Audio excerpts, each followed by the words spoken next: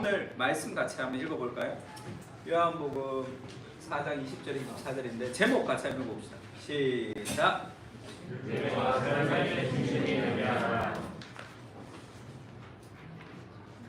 예배가 삶의 중심이 되게 하라. 요한복음 4장 20절에서 24절인데 한 절씩 읽을까요? 제가 한 절 읽고 여러분 한 절 읽고 이렇게 하겠습니다. 우리 조상들은 이 산에서 예배하였는데 당신들의 말은 예배할 곳이 예루살렘에 있다 하더이다. 예수께서 이르시되 여자야 이 산에서도 말고 예루살렘에서도 말고 너희가 아버지께 예배할 때가 이르리라. 너희는 알지 못하는 것을 예배하고 우리는 아는 것을 예배하노니 이는 구원이 유대인에게서 남이라. 아버지께 참되게 예배하는 자들은 영과 진리로 예배할 때가 오나니 곧 이때라. 아버지께서는 자기에게 이렇게 예배하는 자들을 찾으시느니라. 같이 읽을까? 24절 시작. 하나님을 영이시니 예배하는 자가 영과 진리로 예배하시리라. 아멘. 우리가 지금 5가지에 대해서 얘기하고 있는데 오늘 첫 번째 예배입니다. 예배인데 오늘 제목 그대로 예배가 삶의 중심이 되게 하는 것. 이거는 굉장히 중요한 일이죠. 한 20년 전에 나온 책 같아요. 삼성전자 마케팅 팀장을 했던 전옥표라는 사람이 쓴 책 중에 이기는 습관이라는 책이 있습니다. 한때 경영학 서적 1등에 올라갔던, 제가 이 책을 굉장히 좋아했어요. 왜 좋아했냐면 뭐라 그럴까, 어떤 변화를 일으키는 것을 좀 좋아했던 것 같아요. 이 사람은 어디 꼴찌, 이 판매가 제일 안 되는 데야. 전국 꼴찌 매장이야. 근데 이 사람만 가면 무조건 전국 1등이 되는 거예요. 그래서 그 습관을 정한 거예요. 그러니까 어디를 가든지 무엇을 맡기든지 이 사람이 팀장이 되면 무조건 꼴찌에서 1등이 되는 거예요. 근데 이 사람이 어떻게 그걸 하느냐, 어디 갔더니 판매가 제일 이 꼴찌인 그런 삼성전자 판매 대리점이 있었어요. 그럼 이 사람은 거기서 계속 봐요. 계속 보면서 뭐가 문제인지 핵심을 찾아내는 그런 탁월한 능력이 있습니다. 그러니까 짧게, 그 마이크 안 하고 하지 오늘. 그냥 이 앉아가지고 한 30cm를 본대요. 30cm를. 그러면서 하루 종일 보는 거예요. 인터뷰하고 보고 이러면서 핵심을 찾아서 그걸 바꾸는 거예요. 그래서 뭐 밥을 해서 뭐 하는 것도 있고 하여튼 온갖 게 다 있어. 그리고 이제 자동차 판매하는 사람이 이제 그 상담을 하러 왔어요. 판매가 너무 안 돼, 나는 외판 하나. 이 사람 불러서 가르쳐줘요. 대우자동차 판매 사람이라면 전국에 있는 자동차 카탈로그를 다 가지고 오라 그래요. 그러니까 전 카탈로그를 다 가지고 와서 돈별로 다 묶고 노트를 따로 만들어요. 가격별로, 그 다음에 색깔별로, 그 다음에 제품별로 다 만들어서 누가 오면 자기 거 아니더라도 이 사람에 맞춰서 전국에 있는 모든 자동차를 이 사람한테 가면 다 알 수 있는 거예요. 그래서 자기 차 아니라도 다른 회사 거를 해주는 거예요. 그러니까 이 사람이 전국 1등이 되는 거죠. 다 이 전옥표라는 사람한테 가서 배우는 거죠. 그걸 보면서 제가 어떤 문제가 있으면 핵심을 찔러야 되는 거예요. 그래야지 뭔가 변화가 일어나는 거죠. 삶에 있어서. 이분을 찾아봤더니 깜짝 놀랐어. 전옥표 목사가 됐어요. 그래서 몇 년 만에 전옥표 목사가 돼가지고 예수님의 이기는 습관이라고 이렇게 좀 책을 냈습니다. 이때도 신천교회 장로님이셨어요. 그래서 이 책을, 자기가 이기는 습관이라는 책을 어떻게 썼느냐 하면 성경의 그 순서대로 썼다, 이렇게 한번 얘기한 적이 있습니다. 이분이 쓴 책 중에 킹핀이라는 책이 있어요. 킹핀. 제가 정말 좋아했던 책인데, 킹핀이 뭐예요? 볼링에서 볼링 칠 때 우리가 스트라이크 치려고 그러면 이렇게 볼링이 이렇게 돼 있죠. 1번, 2번이나 1번, 3번을 쳐야 돼. 왜 1번이나 2번 아니면 1번에서 3번을 쳐야 될까요? 그러면 그 가운데 있는 5번 핀을 맞춰야 된다고. 5번 핀이 맞으면 다 열립니다. 스트라이크가 돼요. 그러니까 1, 3번으로 들어갔는데도 스트라이크가 안 되는 경우가 있죠. 그럼 왜 안 들어갔냐면 5번 핀을 못 맞춰서 그래요. 그러면 킹핀이 뭐냐? 5번이 5번. 그럼 볼링 칠 때 5번을 맞추면 다 해결된다고. 근데 아무리 열심히 쳐도 5번을 맞추지 못하면 문제가 해결되지 않습니다. 인생에 어떤 변화를 일으키고 싶어. 내가 정말 인생을 내가 잘 살고 싶어. 그러면 내 삶의 어떤 킹핀을 찾아야 되겠죠. 그거를 딱 찍어야지 이 스트라이크가 된단 말이에요. 그게 삶의 문제의 핵심이죠. 그게 뭐냐는 거지. 우리 인생의 문제의 핵심이 도대체 뭐냐는 거예요. 그게 예배라는 거예요. 예배에 실패하면 삶에 성공할 수가 없습니다. 그게 가장 중요한 삶의 핵심이죠. 오늘 사마리아 여자와 예수님이 만났습니다. 그 여자가 예수를 만나서 여러 가지 대화를 하는데 예수님이 그 여자의 마음의 가장 깊은 곳에 있는 문제의 핵심을 예수님이 딱 얘기하죠. 이르시되 가서 네 남편을 불러오라. 이렇게. 이 여자 안에 있는 삶의 목마름, 이 여자 안에 있는 삶의 갈증, 모든 사람은 무엇인가를 예배하게 되어 있습니다. 하나님이 아니면 다른 것에 예배하게 되어 있어요. 그래서 우리가 리그 오렌 목적이 끌산 보면 그렇게 얘기했죠. 우리가 크라이스트에게 서렌더하지 않으면 카오스에게 서렌더한다. 그런 얘기 있어요. 우리가 예수 그리스도에게 항복하지 않으면 혼돈에게 항복한다.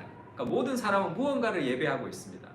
그러니까 이 여자의 마음의 가장 깊은 예배는 어떤 뿌리가 그 시작이 인정의 욕구인지 사랑받고 싶은 욕구인지는 잘 모르겠지만 그 여자의 마음의 가장 깊은 곳을 사로잡고 있었던 것은 그것은 남자로 드러나는 그런 어떤 결혼관이었겠죠. 남편이 5 있었습니다. 무언가 왜 남편이 5가지 있었을까요? 무언가 삶에 목마름이 있는 거예요. 무언가 해결되지 않은 어떤 문제가 있는 거죠. 그러면 1번, 2번, 3번 정도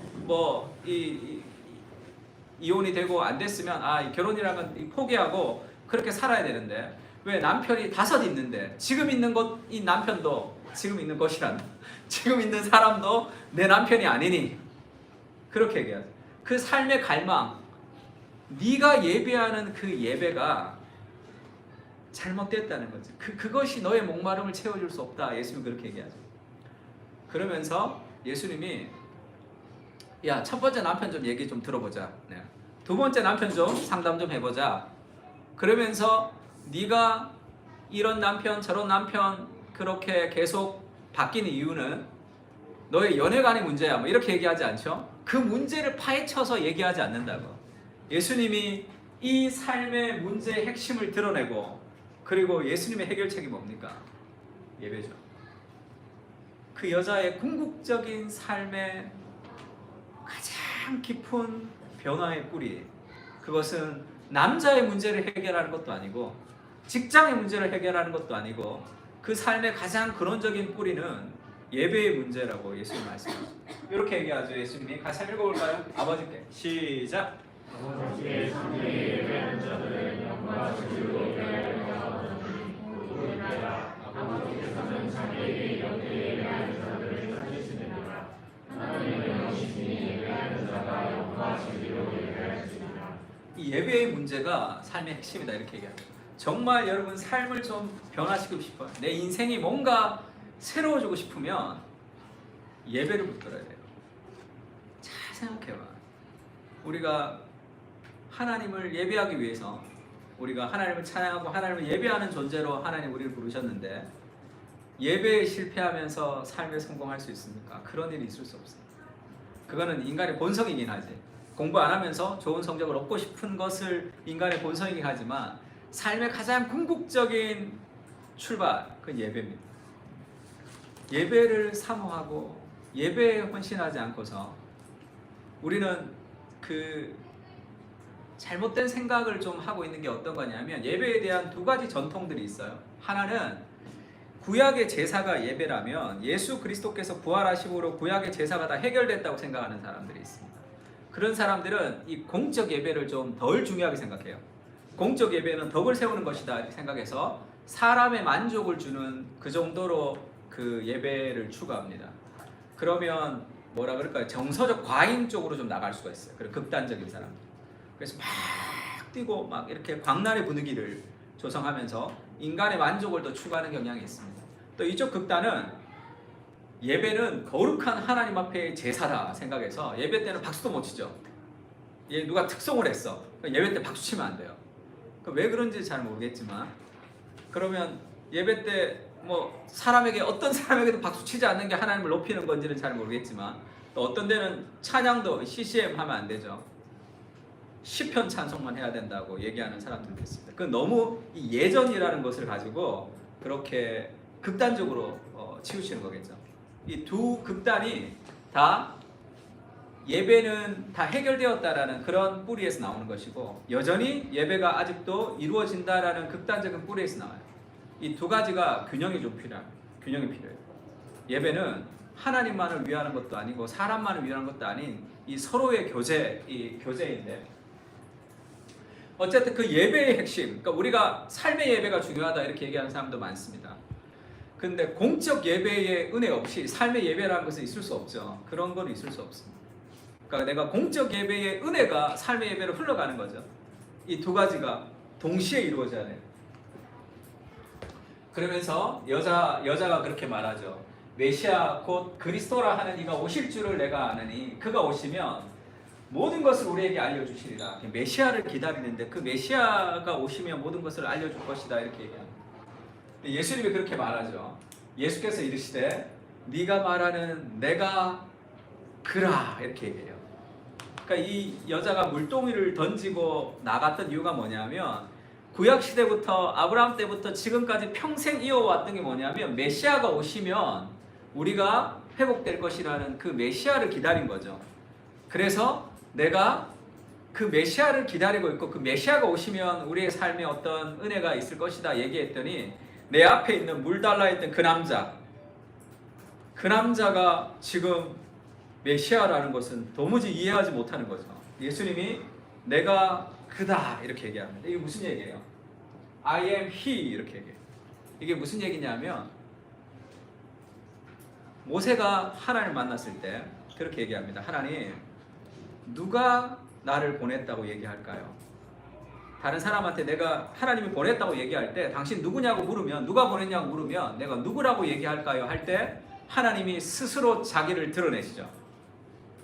I am that I am 이렇게 보죠. 그 I am이 지금 내가 그다 그러면 나 메시아야 이 뜻이 아니라 그 예수 그리스도의 그 신성을 드러낸 듯한 그걸 보는 거죠. 그러니까 예배라는 것은 하나님의 임재를 직면하는 거예요.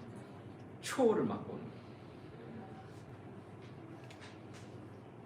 예수님을 잡으러 군인들이 왔을 때가 있죠. 예수님을 잡으러 검과 몽치를 들고 군인들이 왔습니다. 그러면서 이제 키스하는 자, 입에 키스하는 자가 예수다. 그래서 이제 가룟 유다가 예수님에게 키스하죠. 그러면서 그 군인들이 예수가 누구냐 그럴 때 예수님이 나다 이런 장면이 있어요. 나다. 그때 어떻게 되죠? 나다. 영화 같은 거 보면 성경을 그대로 나오는데 예수님을 딱 잡으러 왔을 때 예수가 누구냐 이랬을 때 예수님이 그냥 말로 나다 이랬는데 그 병사들이 뒤로 나자빠져. 성경에 보면 그들이 그냥 이렇게 쓰러지죠. 왜? 그게 그리스도의 신성이 드러나는 거예요. 그리스도의 그 거룩함 그것이 드러날 때 그것을 감당할 수 없는 거죠. 지금 내가 그다 그러면 나 그 사람이야. 아, 그 사람이었구나 라는 그 정도 얘기가 아니라 모세에게 드러났던 그 예수 그리스도의 그 신성을 그가 드러나는 거죠. 그 그리스도를 만나는 거죠. 그것이 그의 삶에 그녀의 삶에 수많은 남편이 다섯 있었던 삶의 문제를 해결하지 못했던 그녀에게 그보다 더 큰 내 삶의 목마름이 이거였다는 것을 해결하는 내가 왜 남편을 다섯을 찾는 거죠? 인생이 목마르기 때문이죠.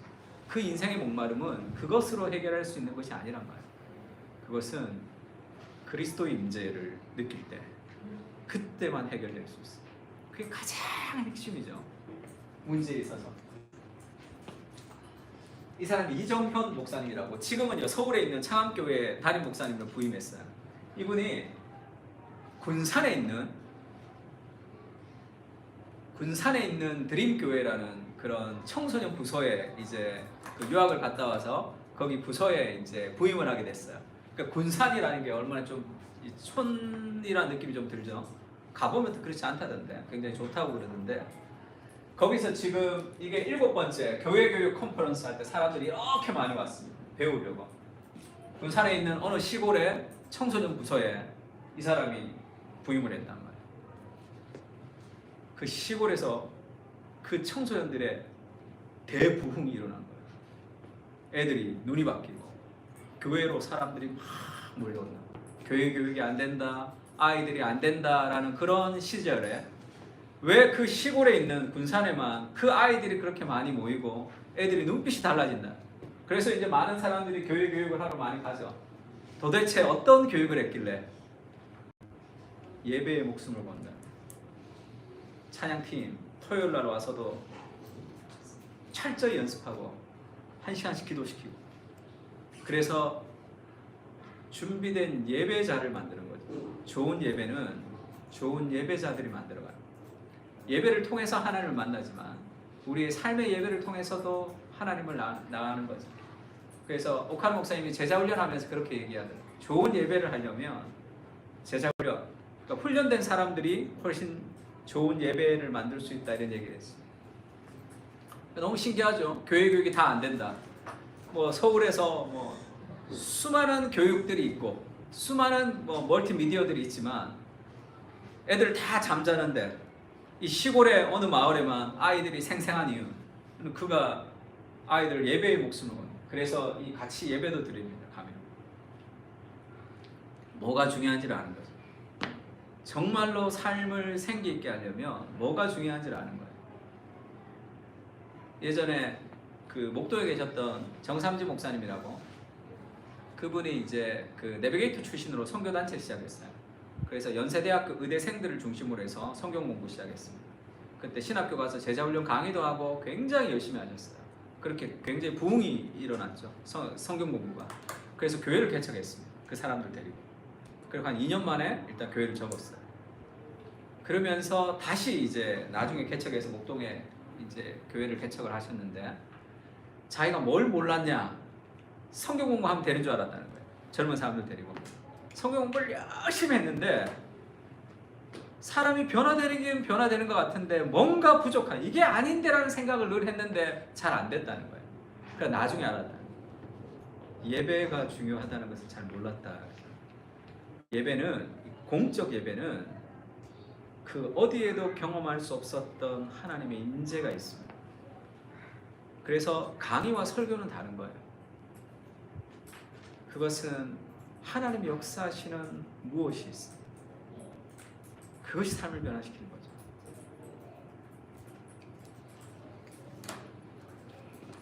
(23절에) 보면 아버지께서 참되게 예배하는 자들은 영과 진리로 예배할 때가 오나니 곧 이때다. 그리고 하나님이 영이시니 예배하는 자가 영과 진리로 예배할지라. 예배자가 필요하고 우리가 예배자로 우리가 준비되어 가는 게 좀 필요합니다. 그리고 영과 진리로 예배할지라 이렇게 얘기했죠. 진리의 예배, 그 다음에 영의 예배.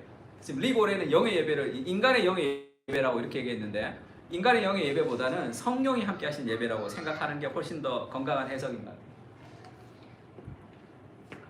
그래서 진리의 예배라는 것은 내 마음대로 예배 드리는 게 아니라는 뜻이에요. 내가 원하는 대로 내 마음대로 예배를 드리는 것이 아니라 그 진리라는 삶의 기준을 맞추는 예배를 얘기합니다. 그래서 우리가 읽었던 예배의 중심, The Heart of Worship 뭐예요? 예배의 중심 뭐라고 얘기합니까? 연수야. 설교 때 질문할 줄 몰랐지. 예배의 중심이 하나님께 읽어볼까요? 시작. 예배의 중심은 하나님께 나를 드리는 것이다. 주님 나를 드립니다. 라는 그 정도가 아니라 The heart of worship is surrender. surrender는 뭐예요? 항복한. 내 삶을 하나님께 드린다는 것은 완전한 항복을 의미합니다. 그것이 예배에서 제일 중요합니다. 근데 오늘날의 예배의 가장 큰 문제점은 내가 중심이에요. 내가. surrender가 아니고. 그래서 오늘 설교를 통해서 내가 뭘 얻어야 될지, 예배를 통해서 내가 어떤 유익을 얻어야 될지, 거기에 자기 자신에게만 관심이 있습니다. 그 예배가 아니죠. 예배는 나를 잊어버리는 거예요. 그래서 그런 얘기 한번 한 적이 있죠. 정말 하나님의 말씀이 선포가 되면 그전에는 막 설교를 적다가 그 그리스도가 선포가 되면 적지 못하고 그리스도를 만나는 그런 게 진정한 말씀이다. 팀켈러가 그렇게 얘기했어요. 그래서 제가 설교할 때 늘 너무 많이 써서 내가 언제 좀 이렇게 볼펜이 떨어지는지를 내가 계속 보는데 떨어지지 않아서 제가 지금 설교를 잘 못하고 있구나 늘 생각하는데 앞으로 제가 설교할 때 몇 명 좀 떨어뜨려주면 좋겠어요. 이렇게. 그거는 뭐냐, 그 하나님을 만나는 거죠. 그 경험. 그것이 이 예배에서 시작이 되는 것이고 우리 삶의 예배가 풍성할수록 그것이 더 커지는 겁니다. 스토리가 있는 거니까 하나님 앞에. 너는 나 외에 다른 신을 내게 두지 말라. 하나님 그렇게 얘기하죠. 왜 나 외에 다른 신을 내게 두지 말라라고 얘기하느냐 하면 너무 좀 편협하지 않나요? 왜? 다른 신 좀 사귀면 어때서? 다른 신 좀 가지면 어때서? 그것이 우리에게 해롭기 때문이죠. 왜 하나님 외에 다른 신을 마음에 두지 말라라고 얘기하느냐 하면 아까도 얘기했죠. 이것 때문에. 같이 읽어볼까요? 시작. 모든 사람은 결국 어떤 것인가 저는 모르겠노라 못한다. 모든 사람은 궁극적으로 어떤 것에 something 아니면 somebody에 우리가 항복하는 거예요. 나를 드리고 있습니다. 그러니까 나의 예배의 대상이 있어요. 내가 하나님을 예배하지 않으면 내가 다른 것을 예배하고 있습니다. 아, 예배는 너무 바빠. 그러면 내가 예배하는 다른 게 있는 거죠. 근데 그것을 예배하게 되면 어떻게 되느냐 하면 그것은 우리를 노예로 삼게 됩니다. 만약에 내가 성공을 예배하는 사람이라면, 성공이 나의 하나님이라면 두 가지의 심각한 문제를 성공이 우리에게 가지는데, 성공이 신이잖아요. 그러면 그 신은 내가 성공할 때까지 나를 계속 몰아가요. 그래서 내가 성공을 하면 삶이 허무합니다. 그리고 내가 성공하지 못하면 나를 더 팹니다. 이 멍청한 놈아, 성공도 못하고 너는 그렇게밖에 못돼. 다른 사람과 비교를 통해서 그런 수많은 열등감을 가지면서 살아가게 만들죠. 세상에 어떤 신이든지 하나님 외에 다른 신을 내 삶에 하나님으로 두면 우리는 그것의 노예가 됩니다. 우리를 굉장히 폭행해요. 우리를 정서적으로 여러 가지로 삶에 폭행하고 그것을 도달하지 못할 때 수많은 정죄의 화살들을 날리면서 우리를 좌절시킵니다. 예수님은 그렇지가 않아요. 예수 그리스도를 우리의 삶의 중심에 우리의 하나님으로 모시면 우리가 실패하고 죄짓고 넘어질 때 너 왜 그렇게 죄졌냐, 일어나, 이렇게 우리를 호도하지 않습니다. 우리를 몰아가지 않아요. 우리가 지키지 못하기 때문에 그리스도가 대신 우리를 위해서 그 일들을 다 행하신 것이죠.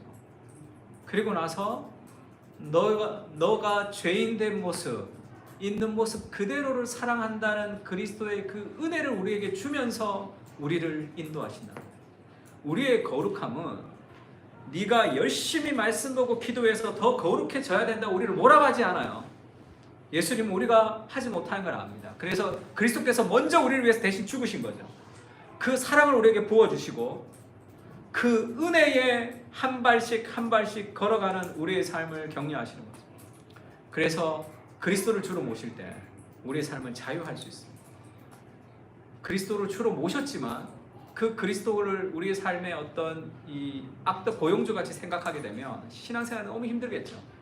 말씀 봐야 되고 기도해야 되고 안 되면 나를 정죄하고, 그런 방식이 아니라 그리스도가 은혜를 우리에게 주시면서 시작하시는 거예요. 그래서 나 외에 다른 신을 내게 두지 마라. 그것은 너희를 노예로 삼게 됩니다. 그래서 나 외에 다른 신을 내게 두지 말라는, 다른 신을 내게 두면 너 죽어라는 그런 선언이 아니라 하나님의 호소에 가깝습니다. 하나님의 사랑의 고백에 가까운 거예요. 그것이 너의 인생을 힘들게 합니다. 예전에 제가 김용옥 씨, 그 도올 김용옥이라고 있죠. 요한복음 강해를 제가 한번 그 교보에서 봤는데 뭐 말도 되지도 않던데, 그분이 동양 철학을 전공하셨잖아요. 그래서 일본에서 공부했습니다. 그리고 대만에 가서도 공부하고 뭐 중국에서도 공부하고 그랬어요. 그러고 나서 이제 하버드로 갔단 말이에요. 그러니까 얼마나 교만했겠어요. 하버드에서 동양 철학을 공부하니까 서양 교수들이 우스운 거지. 너 서양, 나는 동양에서 지금 이거를 다 하고 왔는데, 그래서 그 수업 시간 때마다 이렇게 딴지를 많이 걸었대요. 근데 어느 날 점수가 C가 나온 거예요. C가 나왔는데 그 교수가 찾아와서 그렇게 얘기하더래요. 야, 이거는 왜 C가 나왔냐 하면 내가 C를 준 걸 네가 기분 나빠할까 봐 내가 너를 찾아와서 얘기했는데 네가 이 D페이지를 안 썼다. D페이지를 몰랐던 거야. 그래서 내가 C를 준 거지. 뭔가 이 수업 시간에 네가 이렇게 나한테 그렇게 좀 힘들게 했기 때문에 C를 줬다고 생각하지 마라. 이렇게 얘기를 하더라고요. 그러다가 이제 나이가 이제 공부를 오래 했으니까 나이가 많이 들었는데 공부를 너무 많이 한 거잖아요. 근데 내가 어느 정도 공부한 건지 내 실력이 어떤 건지를 잘 모르는 거예요. 자기 친구들은 다 그 한국 가서 교수도 하고 다 성공했는데 자기는 여전히 공부만 하고 있으니까. 그러니까 갑자기 회의가 든 거예요. 그래서 논문을 앞두고 술 먹고 그냥 배째라 이렇게 이제 수업도 안 들어가고 그래. 그때 그 교수가 술 먹고 이렇게 누워 있는 그 김용옥을 찾아와서 이렇게 보는데 막 울더라는 거야. 야, 네가 왜 이러냐? 네가 왜 이러냐? 그 얘기를 들었는데 그 마음에 뭐가 생겼다. 그러면서 일주일 만에 논문 써서 박사학위를 통과했다는 걸 전설 같은 얘기를 들었습니다. 일주일 만에 논문을 써서 그 교수 집에 갔더니 교수가 거기 서서 시간이 없으니까 거기 논문을 다 읽더니 거기서 뭐 패스했다는 얘기를 들었어요. 제가 그 얘기를 들으면서 하나님의 은혜를 좀 느꼈습니다. 그렇게 우리에게 다가오시는 거죠. 너 지금 뭐 하고 있는 짓이냐? 교만하다. 그렇게 다가오는 것이 아니라 그런 아버지 같은 마음으로 그 그리스도를 만나는, 나 외에 다른 신을 내게 있지 말다는 것도 그 하나님의 사랑의 고백입니다. 가장 하나님을 사랑할 때만 우리의 삶이 자유로울 수 있기 때문에 부탁하시는 거죠. 그래서 우리가 예배를 생각할 때 예배 드린다 이렇게 얘기하죠. 오늘 예배 본다 그러면 어디 예배를 함부로 예배를 드려야지 뭐 이렇게 얘기합니다.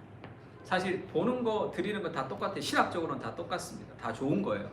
예배를 드린다라는 개념을 가지면 그것도 50%예요. 예배를 드린다 할 때 그럼 뭘 생각해요? 찬양을 드리고 기도를 드리고 뭐 헌금을 드리고 뭔가 내가 하나님 앞에 드리는 걸 생각하잖아. 근데 예배에서 제일 한가운데 있는 게 뭡니까? 제일 많은 시간을 쓰는 게 뭐예요? 설교죠. 설교를 내가 드리는 거예요. 설교할 때 여러분은 뭘 드립니까? 안 드리잖아. 그럼 예배에서 제일 중요한 게 설교고 시간도 제일 많죠. 그럼 예배를 드리는 게 아니지. 그건 뭐예요? 하나님께서 우리에게 뭔가를 주시는 거죠. 그러니까 예배는 드린다는 개념만으로는 이해할 수 없는 거죠. 그럼 뭐냐? 이것은 받는 거란 말이에요. 하나님의 말씀을 받는 거죠. 하나님이 우리에게 말씀하시고 우리가 하나님께 얘기하는, 그래서 예배는 단순히 드리는 것만으로도 얘기할 수 없는, 본다는 것도 괜찮죠. 하나님이 주시는 것을 내가 보는 것, 받는 것. 그 예배는 교통입니다. 사귐이에요, 사귐. 요한일서 한번 읽어볼까요? 같이 우리가 시작. 우리가 모든 말을 너희에게 줬지만 너희는 우리가 사귐이 있게 하려 하시니 이의 사귐은 아버지와 그의 아들 예수 그리스도와 더불어 누립니다. 우리가 이것을 쓰면 우리의 기쁨이 충만하게 하려 함이라.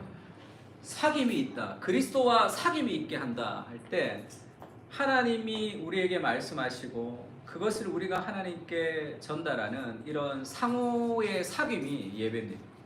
그리고 하나님과의 사귐만 있는 것이 아니라 서로와의 사귐도 있는 거죠. 그래서 온라인 예배는 그것은 서브일 수밖에 없어요. 대면 예배에 대한 보조 역할을 할 수밖에 없습니다. 쌍방향이 없죠. 우리가 함께, 그래서 예배는 하나님 사랑과 이웃 사랑이 동시에 이루어지는 거예요. 그래서 우리가 예배를 드리고 그 다음에 함께 교제하고 서로 나누고 하는 이 모든 것이 다 예배죠. 하나님을 더 풍성하게 알아가는 거예요. 그래서 예배가 11시 반이면 한 11시 정도까지 오는 게 좋아요. 그래서 11시부터 11시 반까지는 막 좀 떠들고 놀아도 괜찮습니다. 그래서 함께 우리가 예배한다는 그런 느낌이 있는 거죠. 우리 공동체가 함께 하나님 앞에 나간다는 의미가 있습니다. 일찍 와서 혼자 막 기도만 하지 말고 막 이렇게 서로 뭐 떠들고 어떻게 지냈는지 왁자지껄하고 예배를 드리는 것도 굉장히 좋습니다. 우리가 함께 하나님께 나가는. 팀 켈러가 말씀 안에서 드리는 예배에서 그렇게 얘기해요. 예배가 무엇인가를 이렇게 얘기합니다. 그분 자체가 아름다우신 하나님으로 감동받아 행하는 순종의 행위, 이렇게 얘기했습니다. 순종의 행위인데 어디에서 우리가 영향을 받느냐 하면 아름다움에 영향을 받는 거죠. 그게 누구냐 하면 하나님 그분 자체의 아름다움에 감동을 받아서 행하는 순종의 행위다, 이렇게 얘기했습니다. 그러니까 하나님의 아름다움 하면 지금 오늘날의 우리는 이게 느낌이 잘 안 와요. 그게 뭐지? 하나님의 아름다움이 도대체 뭐지? 이렇게 얘기합니다. 그 아름다움이라는 것은 하나님의 영광, 하나님의 영광이 도대체 뭐지? 그것은 경험으로 하는 거죠. 경험으로. 그래서 예배는 이 초월을 경험할 때가 있습니다. 우리가 찬양할 때, 그리고 하나님의 말씀을 들을 때, 우리가 기도할 때 예배 가운데만 임하시는 어떤 무엇이 있습니다. 그거는 초월을 맛보는 거죠. 우리가 물질적인 세계 속에, 자연적인 세계 속에서 초자연의 무엇을 우리에게 경험할 때가 있습니다. 저도 예전에 중학교 때부터 교회를 다니면서 대예배를 좀 드렸어요. 대예배를 드리면 너무 지루하고 힘들었어요. 그래서 우리 목사님이 머리가 별로 없으셔서 제가 2층에서 그것만 헤아려서 1개, 2개, 3개, 4개, 그러면 설교가 끝이 났어요. 예배가 끝이 나면 어떤 느낌이 있냐면 아, 이제 복 받겠구나, 그런 느낌. 이 예배를 드렸으니까 그런 느낌을 가지고 계속 예배를 드렸습니다. 그러던 어느 날 말씀을 듣는데 무언가 나한테 쑥 들어왔어요.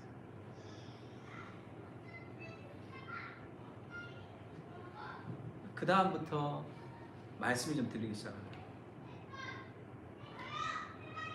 찬양도 좋아져. 그 무언가 우리를 터치하는, 마른 뼈가 살아나기 위해서는 성령의 능력이 필요합니다. 예배 가운데만 임하시는 그 하나님의 임재가 있다. 그것을 기대해야 돼요. 매일 반복적으로 드리는 그런 습관적인 예배가 아니라 하나님을 만나는 어떤 그 초월을 경험하는 그 무엇이 예배 가운데는 반드시 있습니다. 그 아름다움을, 감동을 받아서 여기에서 시작해서 삶의 예배로 이어지는 거예요. 그것이. 시편 같이 읽을까요? 시작. 너희는 여호와의 선하심을 맛보아 알지어다. 너희는 여호와의 선하심을 어떻게 안다고요? 맛보아 안다.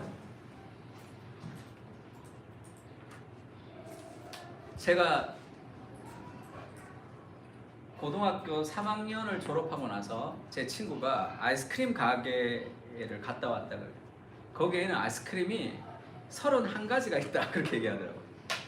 그래서 야, 뭐 어떻게 그래 31가지가 있는 아이스크림 가게가 있냐, 맛이 어떠냐 그럴 때 걔가 그때 체리 주빌레를 저한테 설명했습니다. 체리인데 주빌레가 이렇게 막 설명을 하는데 잘 모르겠어요. 그거 어떻게 알죠? 내가 빠빠야. 체리 먹는다고 체리 주빌레를 아는 게 아니잖아. 그걸 모르는 거예요. 그렇게 설명으로 알 수 있는 게 아니란 말이에요.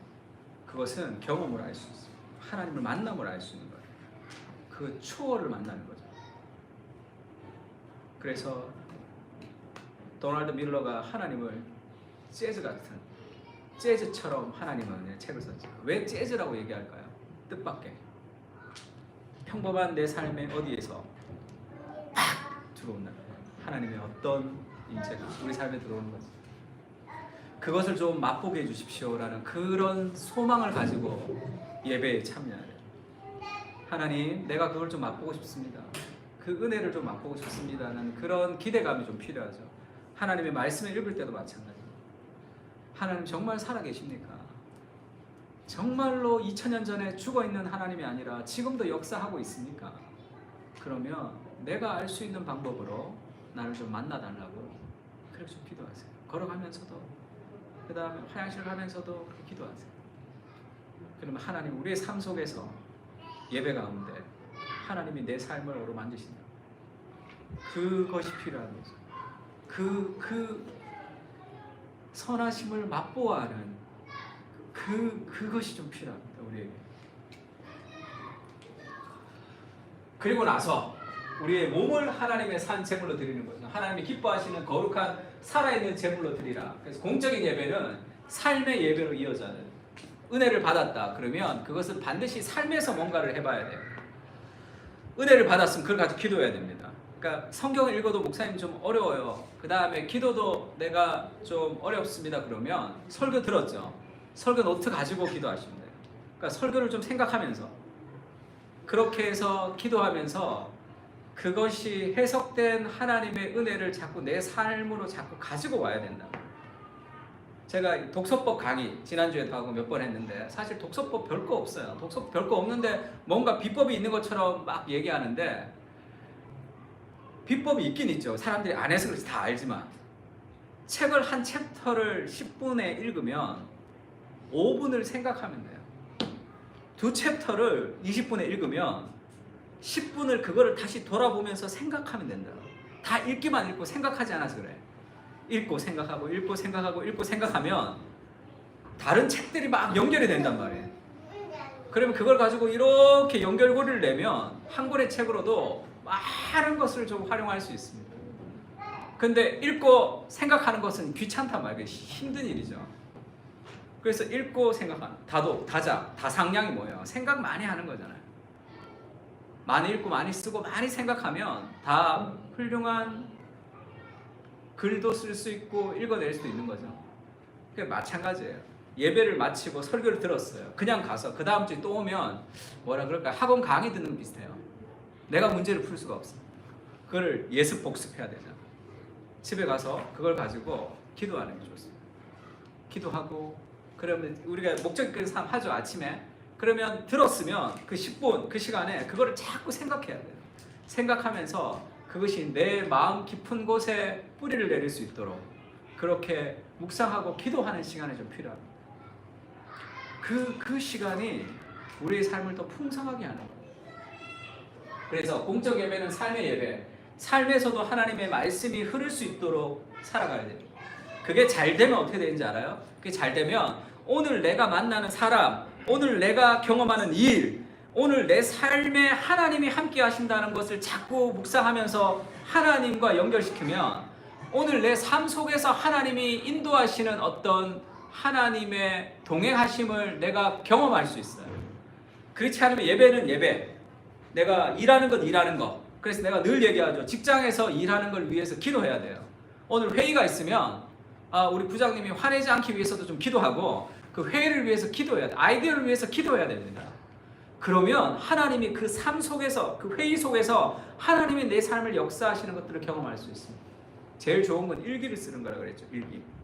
제가 어디서 강의하면서 많은 신앙의 위인들이 있는데 공통점이 하나도 없어요. 다 어떤 말씀, 기도 다 다르지만 하나의 공통점이 있는데 그건 다 일기를 썼습니다. 내 삶 속에서 역사하시는 하나님을 경험하는 거죠. 그래서 신앙의 위인 중에 일기를 쓰지 않고 신앙생활 잘하는 사람 한 명이라도 얘기해 보세요. 이렇게 얘기했어요. 담대하게. 그랬더니 누가 손 들더라고요. 예수님 그러더라고요. 맞네. 예수님 맞네. 그래서 제가 그렇게 얘기했습니다. 그래서 너 일기 안 쓰겠다는 거야? 그러니까 쓰겠다 그러더라고요. 일기를 쓰는 게 굉장히 영적 일기 좋습니다. 오늘 하루를 하나님의 관점으로 우리가 다시 한번 돌아보는 거죠.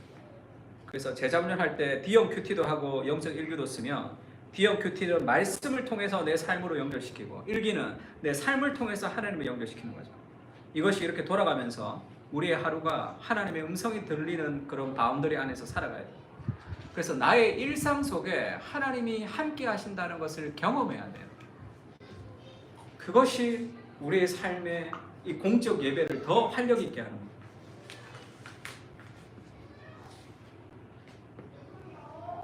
예수님이 그런 말씀하셨죠. 씨 뿌리는 비유에서 바위 위에 말씀이 떨어졌습니다. 그런데 바위 위에 말씀이 떨어졌는데 말씀을 어떻게 하죠? 기쁨으로 받죠.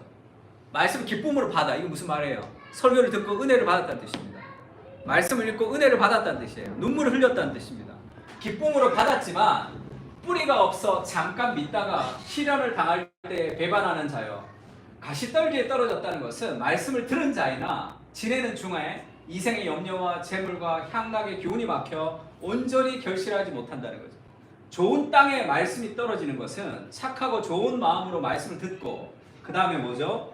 지키어 인내로 결실하는 자니라. 하나님의 말씀을 기쁨으로 받는 것, 그게 은혜가 아닙니다. 삶의 변화는 이모션의 변화가 아니에요. 내 영혼의 가장 깊은 곳을 자리 잡고 있는 어펙션의 변화다. 거기까지 가려면 하나님의 말씀을 붙들어야 돼요. 묵상할 필요가 있습니다. 제가 지난번에 2박 3일 동안 그 센터 처치를 개척교회 목사님들과 함께 나눴어요. 저한테는 큰 시간이었습니다. 그 시간을 낸다는 게. 근데 그 개척교회 목사님들에 대한 마음이 있기 때문에 제가 시간을 내서 같이 이제 얘기하고 나눴어요.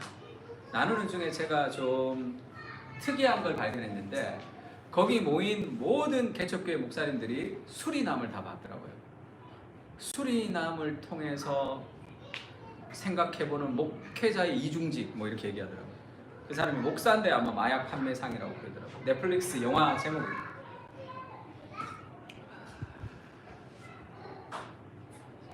그런 얘기 좀 한번 했어요. 제가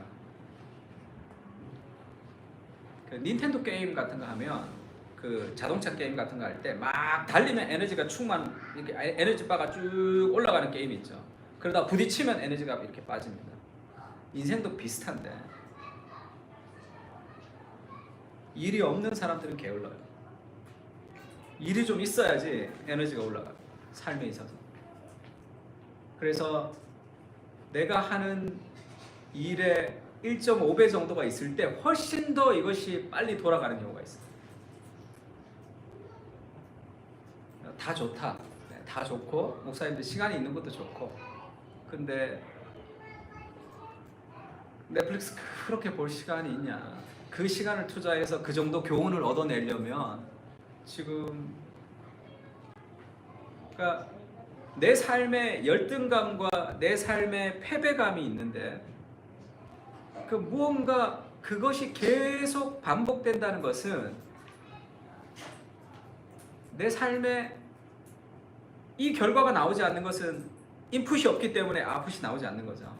하나님의 은혜를 경험하고 싶은 사람은 많습니다. 그러나 내 마음대로 살고 싶은 거죠.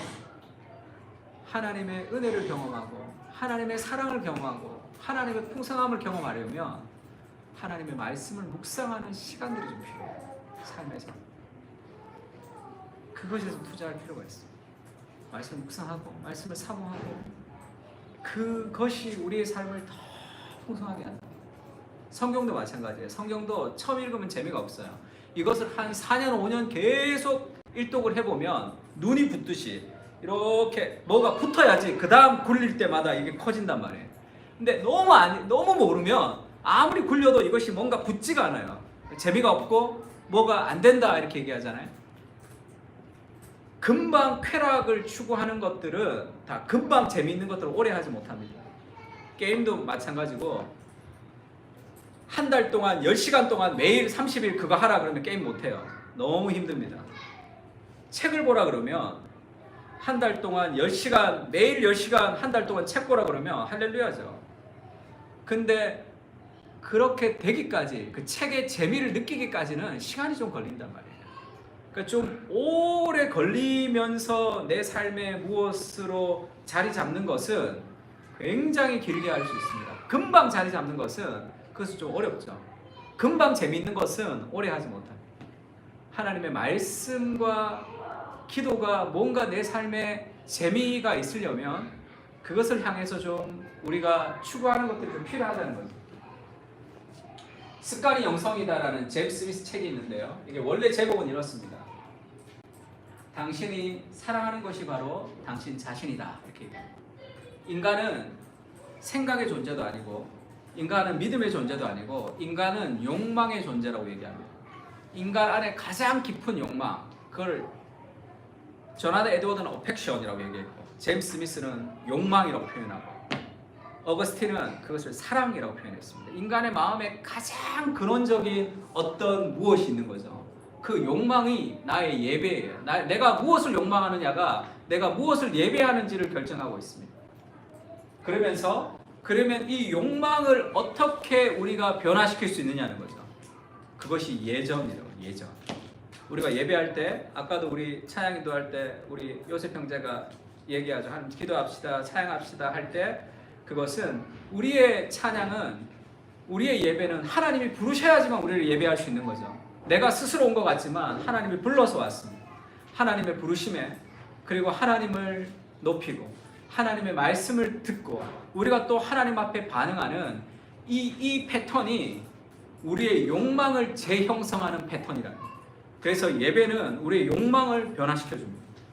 이전에는 내가 이렇게 생각했지만 이제는 좀 다르게 생각하는 거죠. 그러니까 꾸준히 우리가 예배를 드리면서 삶의 욕망이 재조정되죠. 그래서 예배는 복음을 재질수라는 거죠. 오면 뭘 얘기합니까? 하나님의 은혜로우심이 선포가 되는 거잖아요. 그것을 우리가 누리죠. 우리가 예배에 올 수 있는 것은 내가 잘 살았기 때문이 아니잖아요.